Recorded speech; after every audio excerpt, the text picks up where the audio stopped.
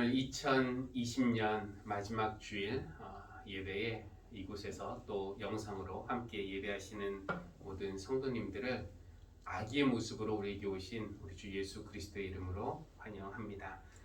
가장 기쁘고 즐거워야 할 시간이고 또 그 기쁨을 사랑하는 사람들과 함께 나누고 싶은 것이 우리의 마음이지만 누구나 다 알고 있는 그런 이유 때문에 올해는 그렇게 할 수 없다는 것이 우리 모두의 아쉬움일 겁니다.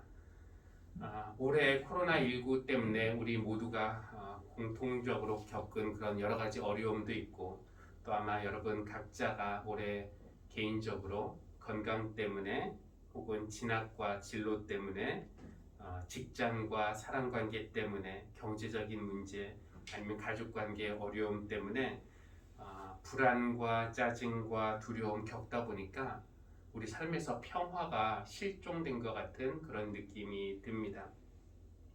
아기의 모습으로 오신 그분이 평화의 왕으로 오셨다고 하는데 어떻게 이 아기가 나에게 평화를 주실 수 있을까?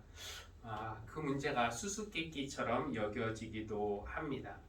오늘 예배 중에 하나님께서 이 수수께끼를 풀 수 있는 지혜, 영감 아니면은 은혜 이런 것을 우리에게 주시기를 기대해 봅니다. 그래서 예배 마치고 돌아갈 때는 아기 예수님께서 우리에게 주시는 그 평화를 우리가 받고 또 그것을 누릴 수 있는 그런 은혜를 받으시기를 바랍니다.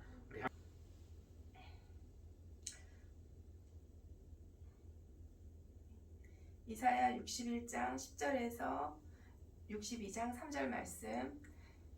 신랑에게 제사장의 관을 씌우듯이 신부를 폐물로 단장시키듯이 주님께서 나에게 구원의 옷을 입혀주시고 의의 겉옷으로 둘러주셨으니 내가 주님 안에서 크게 기뻐하며 내 영혼이 하나님 안에서 즐거워할 것이다.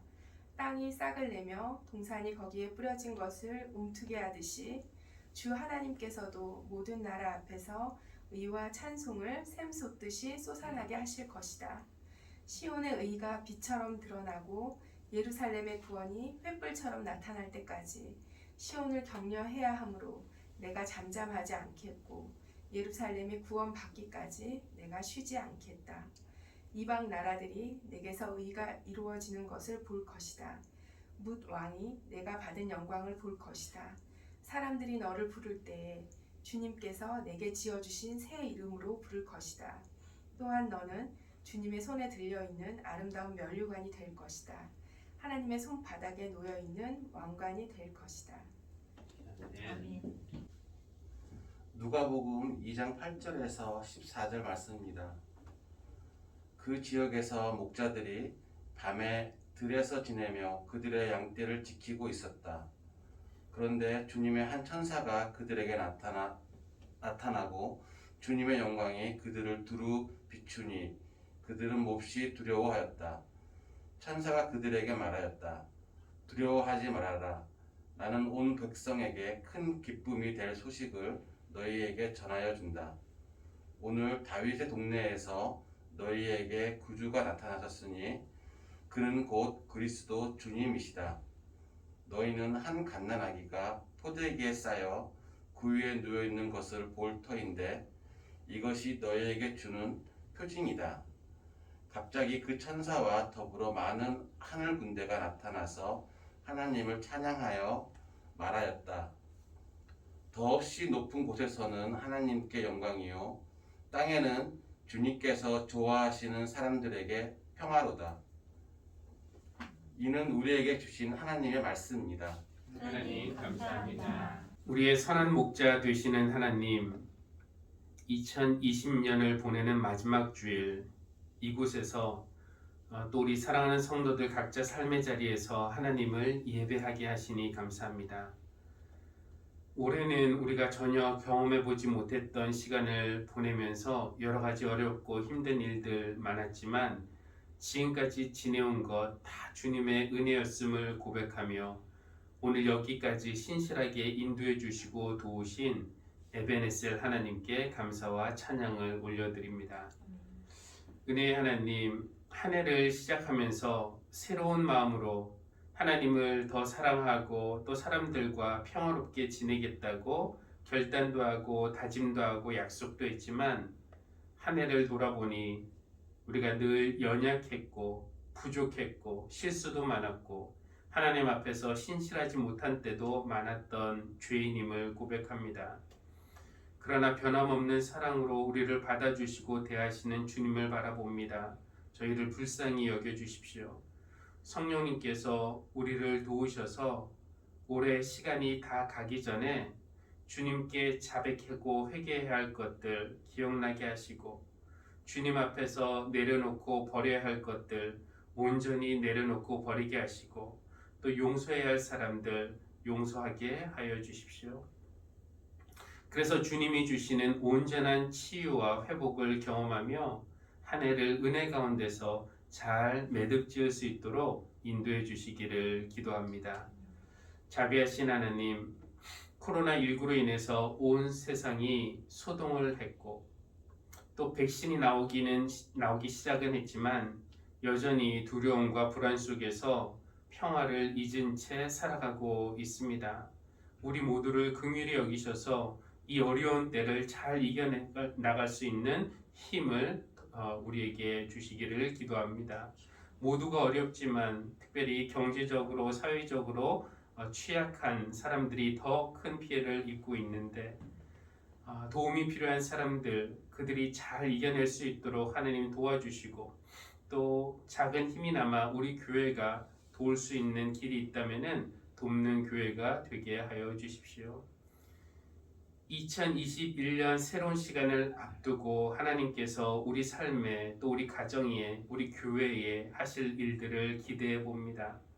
작년보다 우리 모두가 영적으로 더 성장하게 하시고 하나님과의 사귐이 더 깊어지게 하시고 이웃과 더 평화를 이루며 살아가게 하여 주십시오. 우리 교우들을 위해서 기도합니다. 몸과 마음에 병이 들거나 약해졌거나 상처 입은 교우들에게 하나님의 치유하시는 손길 뻗어주셔서 회복시켜 주시기를 기도합니다. 또 진학과 진로를 놓고 고민하는 자녀들이 하나님의 뜻과 마음을 발견하게 하시고 하나님을 바로 알고 믿는 그 믿음의 선물이 얼마나 귀하고 기쁜 것인지 경험하게 해 주십시오. 교회 머리이신 주님, 우리 하늘씨앗 교회를 주님께 올려드립니다.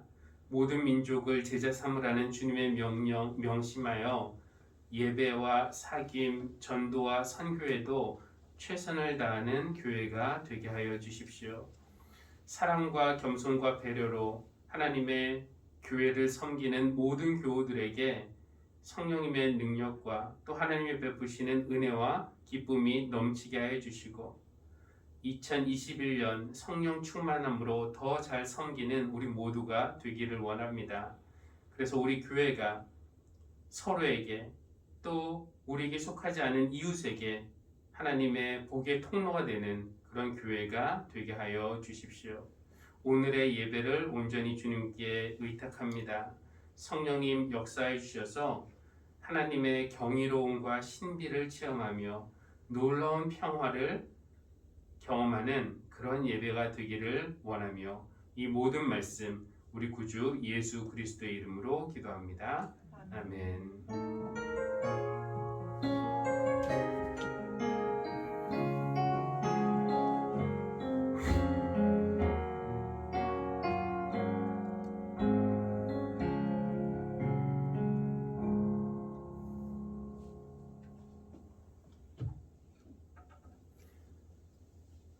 예수님이 태어나시던 날 밤 한밤중에 아무도 없는 빈들에서 사실 아무도 없었던 것은 아니었고 양을 치던 목자들 몇 명이 있기는 했지만 워낙 천한 취급을 받던 사람들이라 아무도 없었다고 한들 그리 틀린 말은 아니겠지만 어쨌든 거기에서 한밤의 고요함을 깨고 갑자기 찬양 소리가 울려 퍼졌습니다.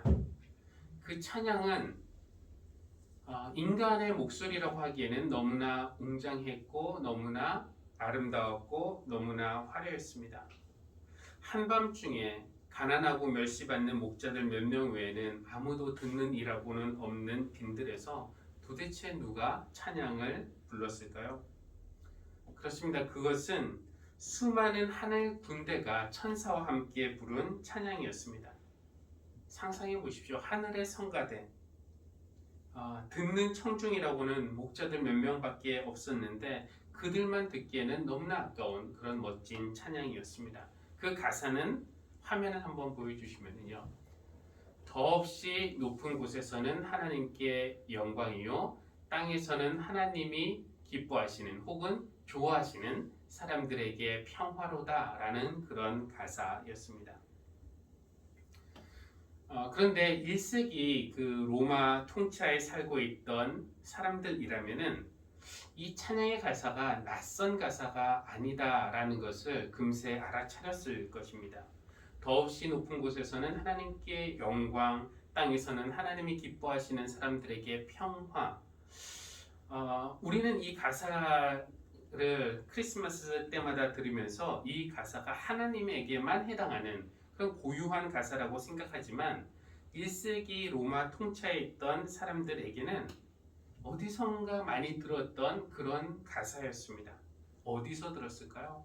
더없이 높은 곳에서는 하나님께 영광이요, 땅에서는 하나님이 좋아하시는 사람들에게 평화로다.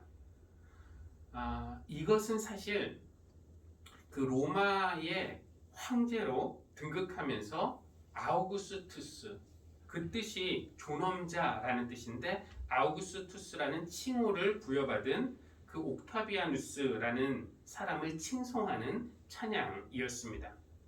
그러니까 더없이 높으신 아우구스투스 황제에게는 영광, 땅에게는 황제가 기뻐하는 사람에게 평화라는 그런 가사. 그러니까 로마에서 무언가 중요한 일을 하려고 할 때마다 사람들로 하여금 이 구호, 이 찬양을 사람들이 모인 장소에서 외치게 했다는 것입니다. 근데 이것이 찬양이지만, 그 내용은 찬양이지만 잘 들어보면은 협박에 가깝습니다. 더없이 높은 시저 아우구스투스에게는 영광이요, 땅에서는 황제가 기뻐하는 사람들에게 평화로다 라고 말을 하지만 이 뒤에 사실은 뭔가가 생략이 되어 있는 것인데요. 황제가 좋아하는, 기뻐하는 사람에게는 평화, 그러나 황제가 기뻐하지 않는 사람, 즉 황제에게 반역하는 사람, 황제 일에 반대하는 사람에게 평화란 없다라는 그런 협박이고 경고입니다.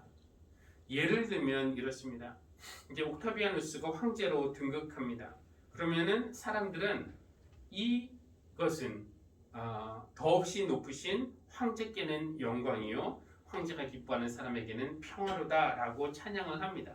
이것이 무슨 뜻인가 하면은 그를 황제로 인정하지 않고 반역하는 사람들에게는 평화란 없다라는 그런 뜻이죠. 그러니까 황제에게 만 바치는 이 찬양을 다른 사람에게, 황제 말고 다른 사람에게 이런 찬양을 돌리면은 그것은 위험한 일입니다. 그것은 로마에 대한 반역이기 때문에 그렇습니다. 그런데 예수님의 탄생과 관련해서 누가는 오늘 본문에서 이 찬양의 가사를 조금 개사를 하는 겁니다. 상당히 위험할 수 있는 그런 개사인데요. 황제 대신에 하나님이 들어갔습니다. 예수 그리스도의 탄생은 황제 탄생이 아니라 예수 그리스도의 탄생은 더없이 높은 곳에서는 하나님께 영광이요, 땅에서는 하나님이 기뻐하시는 사람들에게 평화다라는 것입니다. 우리가 성탄절에 늘 듣는 귀에 익숙한 이 천사들의 찬양이지만 사실 1세기 때 공공연하게 이 찬양을 부르는 사람은 로마 경찰에게 끌려갈 그런 각오를 해야만 합니다. 아니, 황제 외에 어떤 신이 있다는 말인가? 너희가 믿는 하나님이 누군데 그 하나님이 우리 황제보다 높단 말인가? 끌고 가라. 뭐 이제 이렇게 되는 것이죠. 그래서 하나님이 기뻐하시는 사람들에게는 평화 이렇게 찬양은 하지만 사실 그 당시 그 상황에서 황제 말고 하나님을 찬양하는 사람에게 평화란 있을 수 없었습니다. 그런 사람들을 기다리고 있는 것은 평화가 아니라 결박과 투옥, 환난과 고통뿐이었습니다. 예수님이 한 번은 이런 말씀을 하셨습니다. 내가 세상에 평화를 주러 온 줄로 생각하느냐? 그렇지 않다. 분열을 일으키러 왔다. 이렇게 말씀을 하셨고 또 이어서 이런 말씀도 하셨습니다. 내가 세상에 평화를 주러 온 줄로 생각하지 말아라. 평화가 아니라 칼을 주러 왔다. 나는 사람이 자기의 아버지와 맞서게 하고 딸이 자기 어머니와 맞서게 하고 며느리가 자기 시어머니와 맞서게 하려고 왔다. 평화의 임금으로 오신 예수님께서 이런 말씀을 하시다니 좀 이상하죠. 먼 옛날 예언자 이사야는 그 오실 메시아에 대해서 이렇게 예언을 했습니다. 화면 한번 보여주시면요. 한 아기가 우리를 위해 태어났다. 우리가 하나님을 모셨다. 그는 우리의 통치자가 될 것이다. 그리고 이름이 있는데 놀라우신 좋은 자, 전능하신 하나님, 영존하시는 아버지, 평화의 왕이라고 불릴 것이다. 그래서 우리 기독교인들은 예수님을 부를 때 그분은 평화의 왕이다라고 그렇게 부릅니다. 그러면서 우리가 예수님을 믿으면은 평화를 우리에게 주실 것이라고 그렇게 기대를 하죠. 그런데 그 평화의 왕으로 오신 예수님이 내가 평화를 주러 온 줄로 아느냐? 분열을 일으키러 왔다. 칼을 주러 왔다. 이렇게 말씀하시니 당황스럽지 않을 수 없습니다. 그래서 우리는 우리가 생각하는 평화와 예수님이 말씀하시는 평화가 다른가? 라는 그런 의심을 한번 해보게 되는 것입니다. 예를 들면 헤롯을 한번 보십시오. 헤롯 대왕. 예수님 태어나실 당시에 유대 땅을 다스리고 있던 그 헤롯 대왕. 예수님이 오시기 전까지 그의 삶은 평화로웠을 것입니다. 그는 유대 지역을 다스리는 왕이었고 사람들에게서 높임과 존중을 받고 또 아무도 위협할 수 없는 그런 권력을 가지고 있었습니다. 짐작하건대 헤롯은 파티를 하고 싶으면 파티를 하고 잔치 놀고 싶으면 놀고 쉬고 싶으면 쉬고 먹고 싶으면 먹었습니다. 그의 삶은 평화로웠다고 말할 수 있습니다. 그런데 동방에서 온 박사들이 유대인의 왕으로 나신 이가 어디 있습니까? 라는 말을 하자마자 헤롯이 누리던 평화가 싹 사라졌습니다. 헤롯이 이 말을 듣고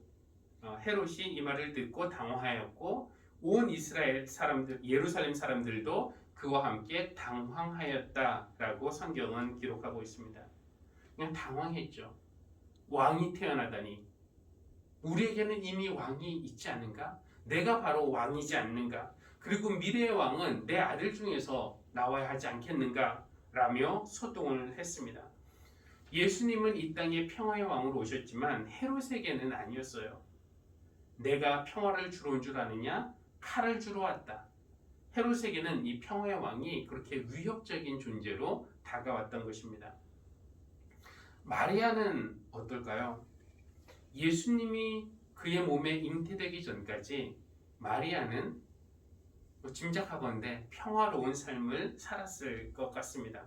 그러나 천사 가브리엘이 그에게 나타나서 임신하게 될 것이다 라고 그렇게 말하자 마리아의 삶은 갑자기 소용돌이 속으로 이렇게 빠져들어갔습니다.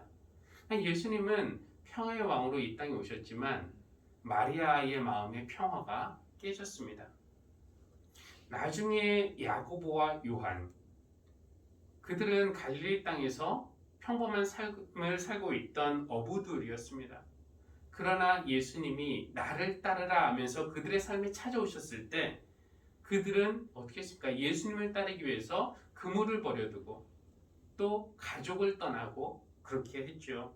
그러니까 예수님은 평화의 왕으로 이 땅에 오셨지만 세베대와의 가족 야고보와 요한 그 부모에게는 그 가족에는 평화가 잠시나마 깨졌습니다.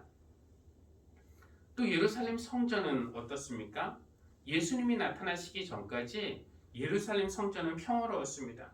그냥 사람들 하던 대로 제사 드리고 거기서 제사장들 하던 대로 일하고, 그런데 예수님이 오셔서 장사하는 사람들 내쫓으시고 동전 바꾸는 사람들의 상을 뒤엎으셨을 때 성전의 평화가 깨졌습니다. 예수님은 평화의 왕으로 오셨지만 성전의 평화는 깨진 겁니다. 이게 어떻게 된 일입니까?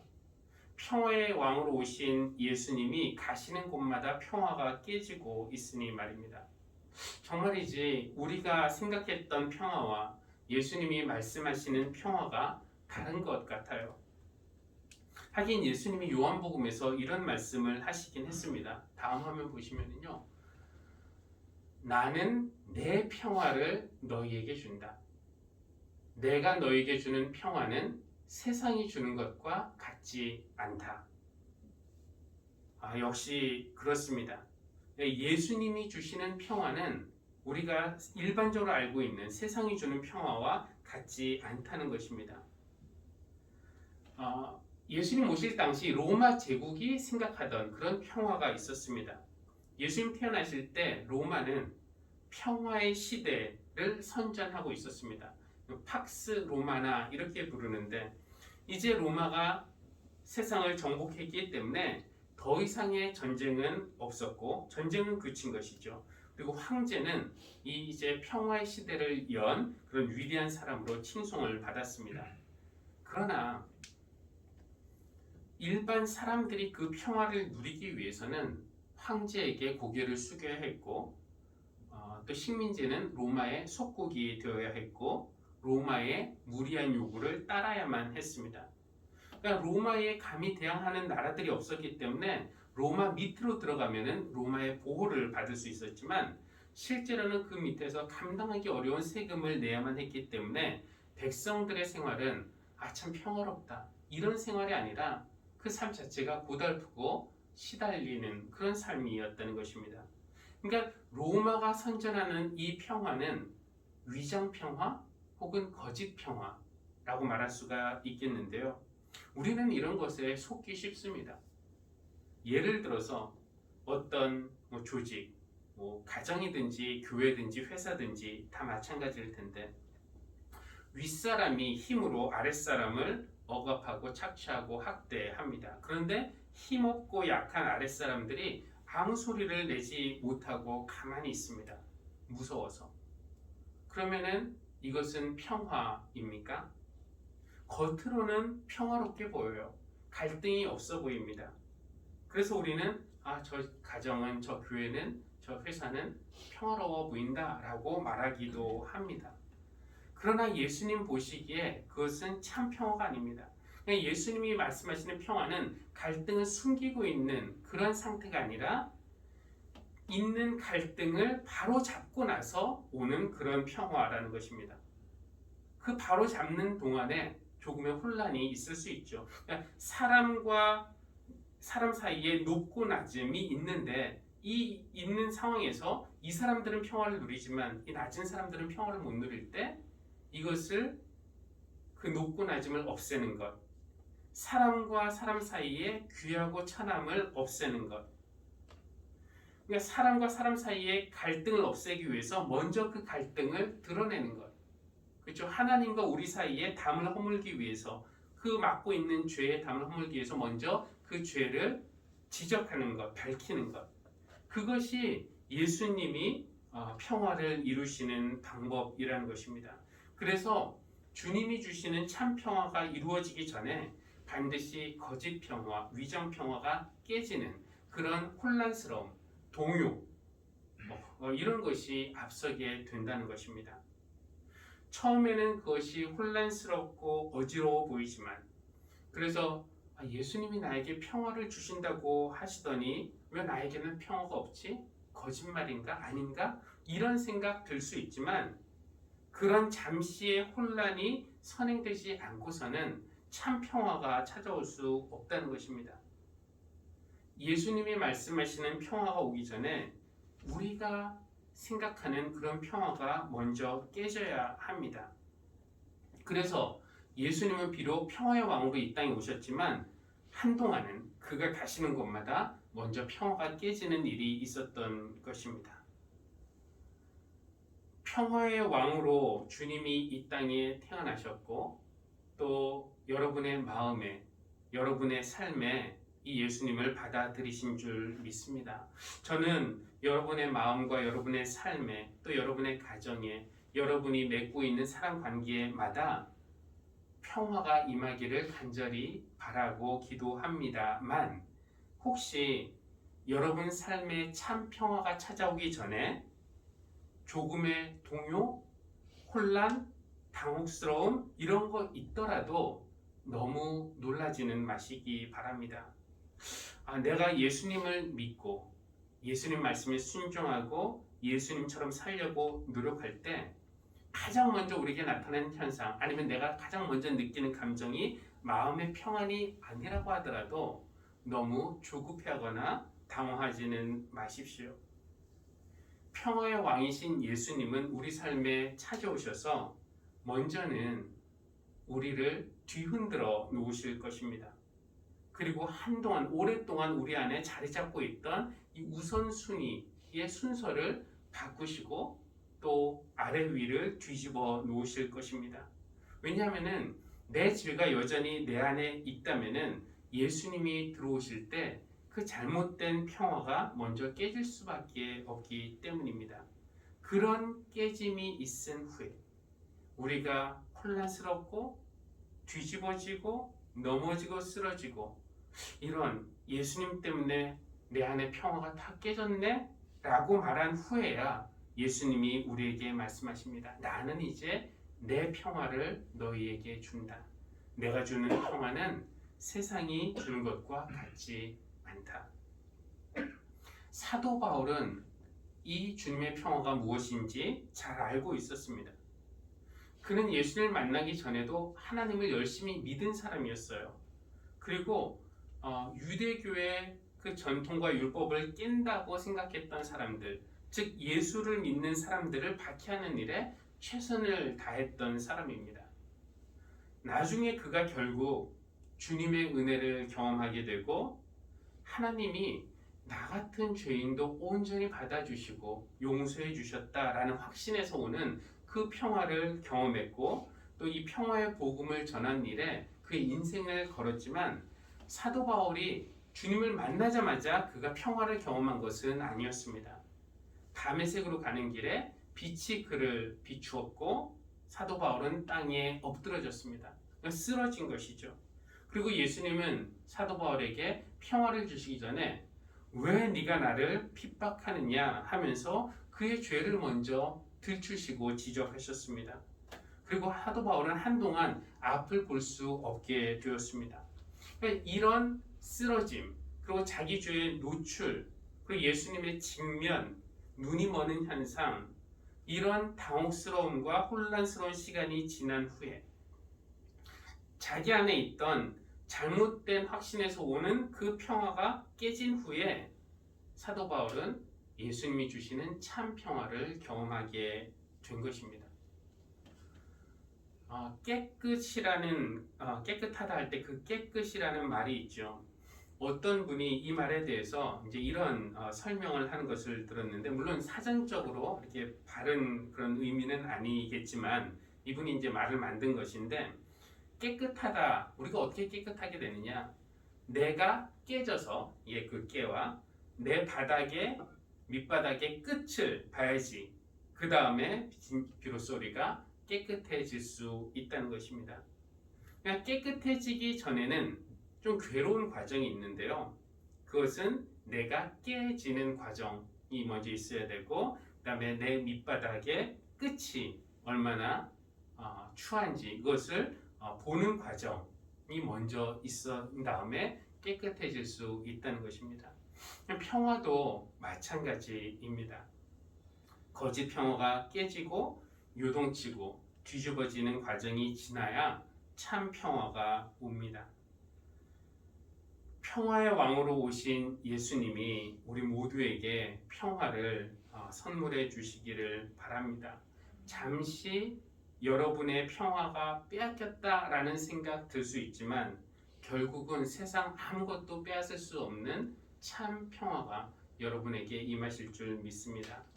그 예배 부름 때 아기로 오신 예수가 어떻게 나에게 평화를 주실 수 있을까? 수수께끼 같다라는 그런 말씀을 드렸는데 나름대로의 답을 생각해 본 답이 있습니다. 아기를 돌보는 그 마음은 어떤 마음입니까?